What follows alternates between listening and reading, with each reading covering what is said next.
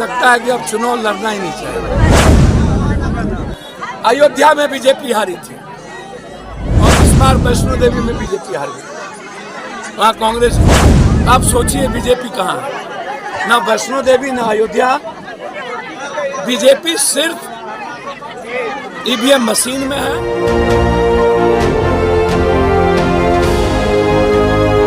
The Republican times, खबर ही नहीं विश्लेषण भी।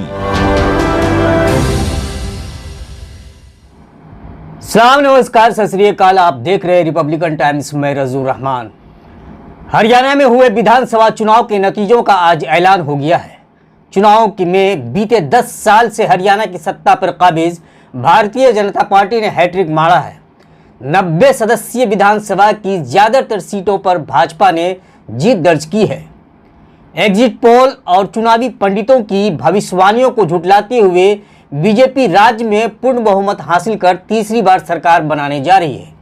ऐसे में सवाल उठ रहा है कि बीजेपी ने बाजी को अपने पक्ष में कैसे कर लिया।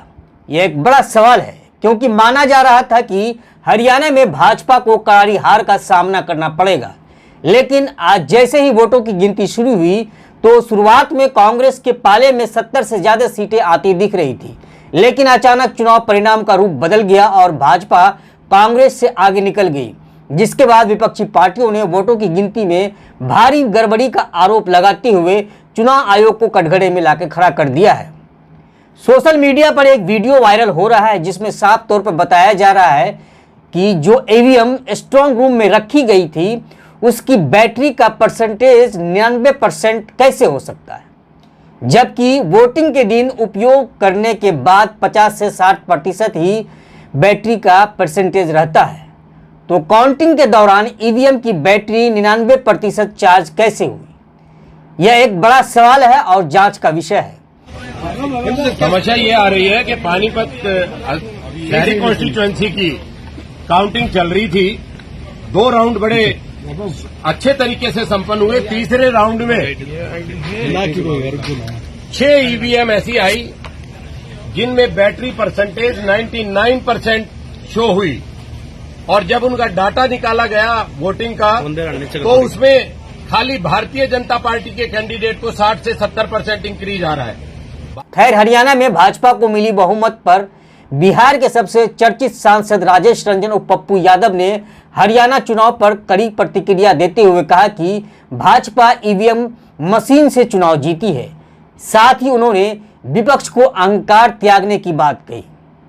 पप्पू यादव ने कहा कि जब बैलेट पेपर की गिनती हो रही थी तो उस समय कांग्रेस की बढ़त थी, और जैसे ही मशीन से गिनती होना शुरू हुई तो भाजपा को बढ़त मिलने लगी। आखिर ये क्या माजरा है?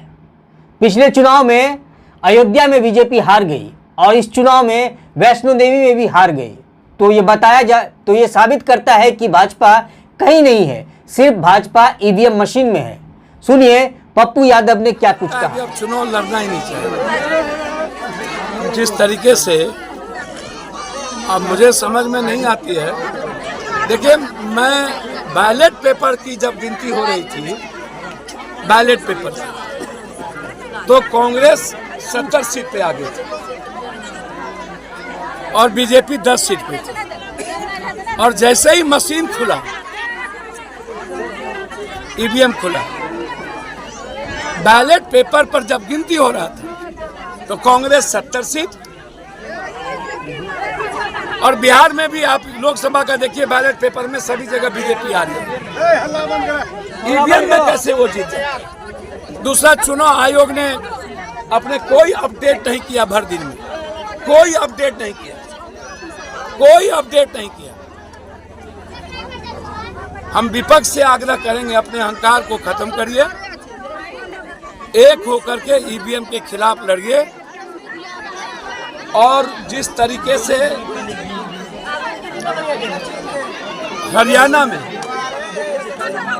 जाटों का वोट बंटवारा ओम प्रकाश चौटाला, अभय और ST/SC का वोट का बंटवारा आम आदमी पार्टी और अन्य लोगों में हुआ, जिसका नतीजा मिला कि आज बीजेपी कुछ आंशिक चीजों से जीत गई। लेकिन इतने दिनों तक जम्मू कश्मीर, अगले बार अयोध्या में बीजेपी हारी थी,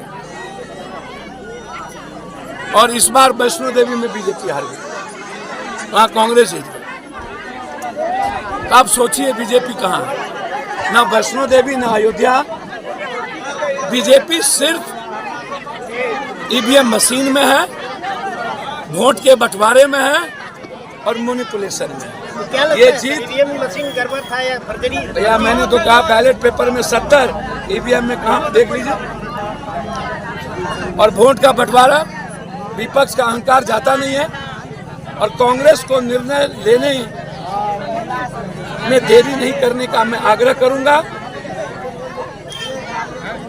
और मेरा आग्रह है कि कांग्रेस को अविलंब अपनी नीति बदलनी चाहिए। बिहार और देश कांग्रेस को देख रही है।